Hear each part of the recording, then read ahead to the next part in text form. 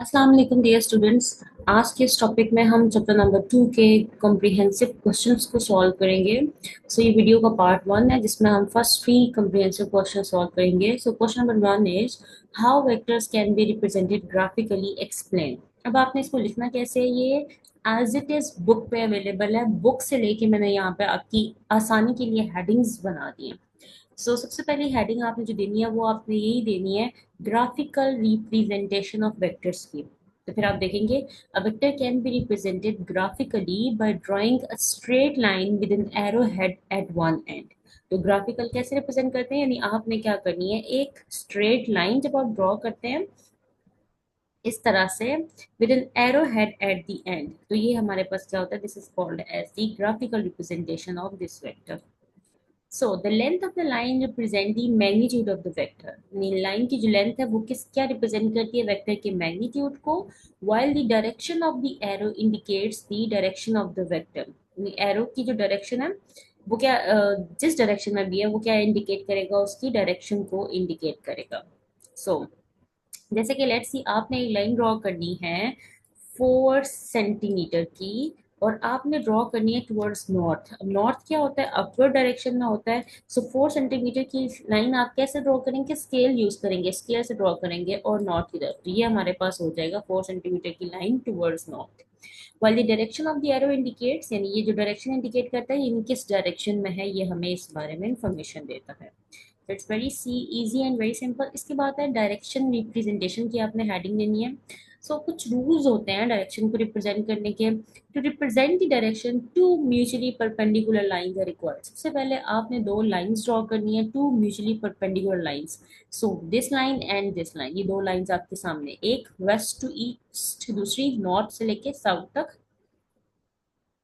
We can draw one line to represent east-west direction and the other line to represent north-south direction, जैसा कि आप figure में दिखाया गया।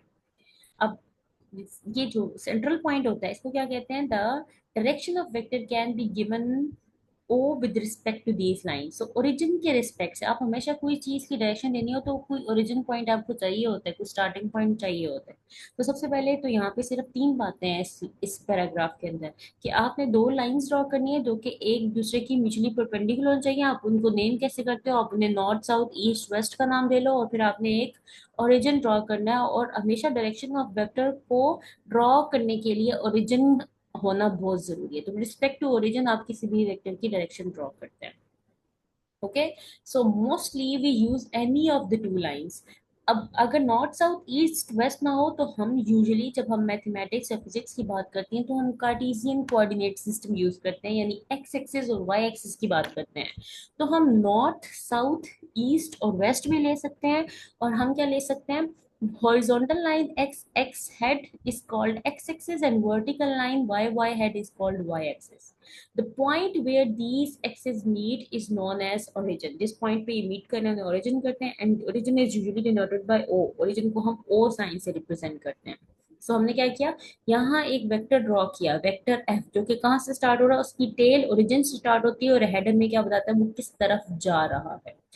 ओके, अब जिस पॉइंट से स्टार्ट होता है वहां से आपने क्या लेना होता है, इसका एंगल लेना होता है। तो यहाँ से हमने स्टार्ट किया, यानी लेट्स सी एक्स से वाई की तरफ ये अगर ये जा रहा है तो हमने क्या किया, ये 30 डिग्री का एंगल बना रहा है। अब आपको कैसे पता चलेगा ये 30 डिग्री का एंगल बना रहा है, तो हमारे पास ज्योमेट्री में कुछ टूल्स होते हैं, आप उसको यूज करके, डी को यूज करके आप इसका एंगल निकाल सकते हैं।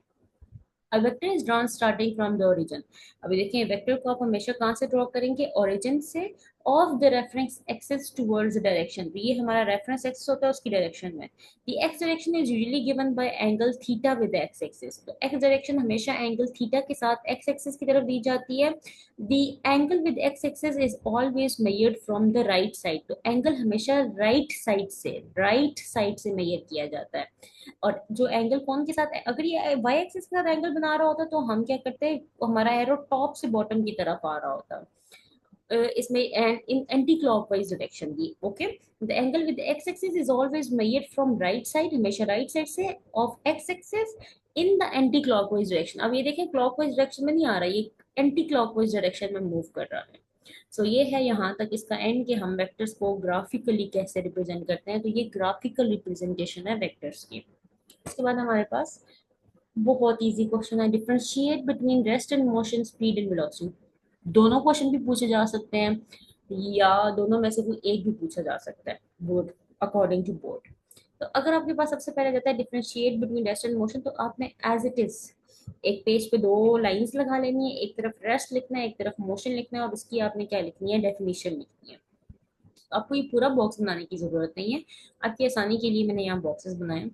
If a body does not change its position with respect to its surrounding, it is said to be at rest। यानी अगर एक बॉडी है वो अपनी पोजीशन को चेंज नहीं कर रही है, यानी अगर आप अपने चेयर पे बैठे हैं, कोई आपको ऑब्जर्व कर रहा है, लेट्स सी, तो वो क्या कहेगा कि you are at rest position, you are not moving. Motion क्या होता है, if a body continuously changes its position with respect to its surrounding, it is said to be in motion. Let's see, आप क्या बैठे हैं, आप बस के टर्मिनल पे बैठे हैं और बस आपके सामने से गुजर जाती है, तो आप इसके बारे में क्या प्रोडिक्शन देंगे, बस रेस्ट पे थी या मोशन में थी, तो बस क्या थी, मोशन में थी। तो इसी तरह बड़ी सिंपल सी एग्जांपल है जो कि आपकी बुक से ही ली गई है। Suppose a motorcyclist is standing on the road and observer sees that he is not changing his position with respect to its surroundings।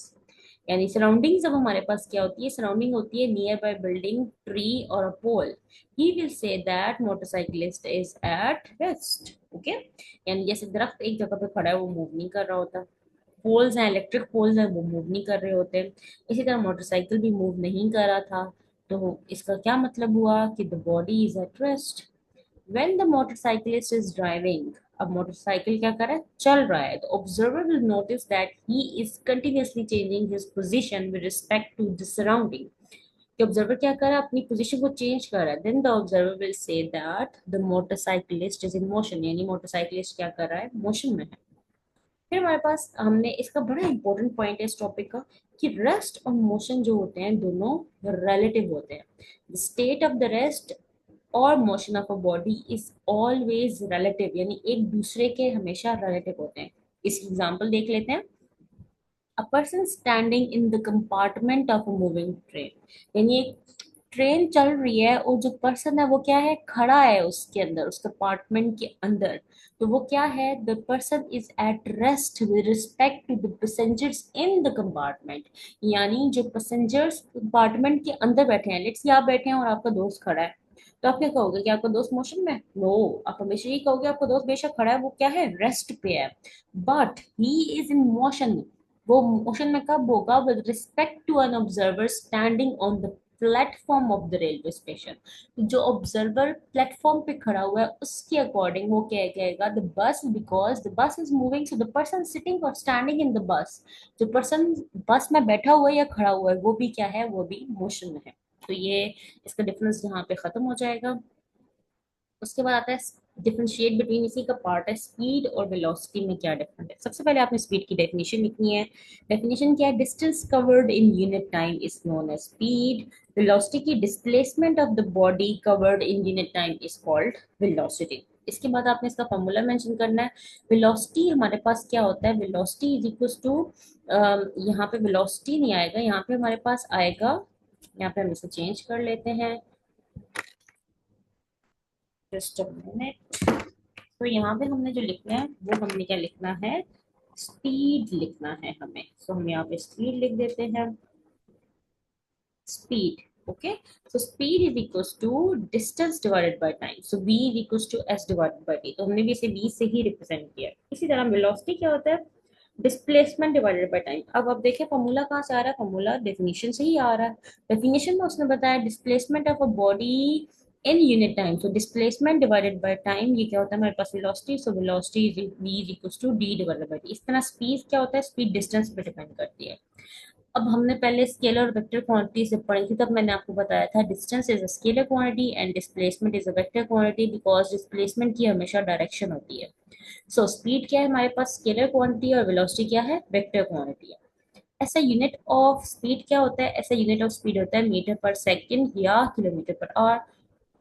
और ऐसा यूनिट ऑफ वेलोसिटी क्या होगा, वेलोसिटी जो है यहाँ पे हमारे पास, वेलोसिटी लिख लेते हैं यहाँ पे, इस मीटर पर सेकंड, या हमारे पास क्या हो जाएगा, और इट इज, आप कह सकते हैं किलोमीटर पर आवर। अब देखें क्या है, बिकॉज दोनों के फॉर्मूले में एक छोटा सा डिफरेंस ये है कि इसको भी v से रिप्रेजेंट कर रहे हैं, इसको भी v से रिप्रेजेंट कर रहे हैं। यहाँ डिस्टेंस है, यहाँ डिस्प्लेसमेंट है, तो दोनों का यूनिट क्या होता है, दोनों का यूनिट सेम होता है, यूनिट में कोई डिफरेंस नहीं है। ओके, नेक्स्ट क्वेश्चन है 2.3, describe the type of the motion. अब इसमें आपने मोशन की तीनों टाइप्स को डिटेल में एक्सप्लेन करना है। सबसे पहले आपने तीनों टाइप्स ऑफ मोशन लिखनी है, ट्रांसलेटरी होता है, रोटेटरी होता है और वाइब्रेटरी होता है। अब ट्रांसलेटरी मोशन क्या होता है, if the body, definition की अपनी heading लाजमी देनी है। If the motion of a body is such that every particle of the body moves uniformly in the same direction, यानी if the motion of the body is such that कि आपकी body का motion इस तरह है कि हर body का हर particle जो है वो स्ट्रेट लाइन में मूव कर रहा है, तो ऐसे मोशन को हम क्या कहते हैं, ट्रांसलेटरी मोशन, या आप ये भी कह सकते हो स्ट्रेट लाइन में motion of a body is also called as translatory motion. अब इसकी एग्जांपल क्या है, for example the motion of a train और a car is translatory motion. Train का मोशन या कार का मोशन हमारे पास क्या है, ट्रांसलेटरी मोशन होता है। अब ये जो ट्रांसलेटरी मोशन है ये भी फर्दर 3 टाइप्स में डिवाइड होता है फर्दर। सबसे पहले आता है हमारे पास लीनियर मोशन। अगर कोई बॉडी स्ट्रेट लाइन में मूव कर रही है तो वो उसका मोशन क्या होगा, लीनियर मोशन, जैसे कि फ्रीली फॉलिंग ऑब्जेक्ट्स होते हैं। सो फ्री फॉल जो मोशन है वो हम किसकी एग्जांपल है, में ले लेंगे लीनियर मोशन की एग्जांपल में। उसके बाद हमारे पास आता है रैंडम मोशन। रैंडम मोशन क्या है, if the body moves on a irregular path the motion is called random motion. जैसे कि मोशन ऑफ बीज होता है, बीज क्या करती हैं, वो इरेगुलर मूव करती हैं, इंसेक्ट्स जो होते हैं वो इरेगुलर मूव करते हैं, तो उनका मोशन क्या होता है, रैंडम होता है। देन हमारे पास आता है सर्कुलर मोशन। सर्कुलर मोशन से आपको इसके देखिए जो डेफिनेशन का हेडिंग होती है, समटाइम्स आपका आंसर उसी में छुपा हुआ है। सर्कुलर मोशन क्या है, the motion of a body along a circular path, this is called circular motion. Example क्या हो जाएगी, if a ball is tied to end of a string, अगर एक बॉल को आपने टाई किया हुआ है किसी स्ट्रिंग की एंड से, इज व्हर्ल्ड, यानी वो उसके गिर्द घूमी हुई है, ठीक है, स्ट्रिंग ने पत्थर के अराउंड आपने धागे को बांधा हुआ है, it moves along a circle, तो वो किस पाथ में मूव करेगी, सर्कुलर शेप में मूव करती है। देन हमारे पास फेरिस व्हील है जो कि झूला होता है, is also an example of circular motion. तो ये था हमारा ट्रांसलेटरी मोशन, और ये थी ट्रांसलेटरी मोशन की 3 टाइप, जिसमें लीनियर, रैंडम और सर्कुलर मोशन आता है। नेक्स्ट है हमारे पास रोटेटरी मोशन। मोशन की दूसरी type, if each point of a body moves around a fixed point, यानी फिक्स एक्सिस के अराउंड मूव करती है, then the motion of a body is called as rotatory motion। जैसे कि मोशन ऑफ द फैन जो है वो क्या है हमारे पास, रोटेटरी मोशन होता है। Okay, the drum of the washing machine dryer, washing machine जो ड्रायर होता है उसका ड्रम भी क्या होता है, अपने एक्सिस पे रोटेट कर रहा होता है। The motion of a top, बचपन में जो आप लट्टू घुमाते थे, okay, so the motion of a top is also rotatory motion है हमारे पास। Then last, vibratory motion. When the body repeats its to and fro motion about a fixed position, यानी जब कोई बॉडी अपना टू और फ्रो मोशन किसी fix position के around fix होता है, तो वो क्या कर रहा होता है, वाइब्रेट कर रहा होता है। जैसे कि स्विंग होता है, अब स्विंग में क्या होता है, आप एक दफा से एक झटक दे दो बैक से, उसके बाद क्या होता है, स्विंग क्या करता है, मूव करते रहता है, forward backward. So motion of a swing in a children part is the example of vibratory motion. So hope so आपको ये तीनों लॉन्ग क्वेश्चंस क्लियर होंगे, और आपको ये भी समझ आ गया होगा इन लॉन्ग क्वेश्चन को अटेम्प्ट कैसे करना है, लिखना कैसे है। सो आपने बिल्कुल इसी तरह से ब्लू पेन से लिखे हैं, ब्लैक या ब्लू से आप हेडिंग्स दें, अंडरलाइन करें, तो आपको बहुत अच्छे मार्क्स मिल सकते हैं। Thank you students, Allah Hafiz.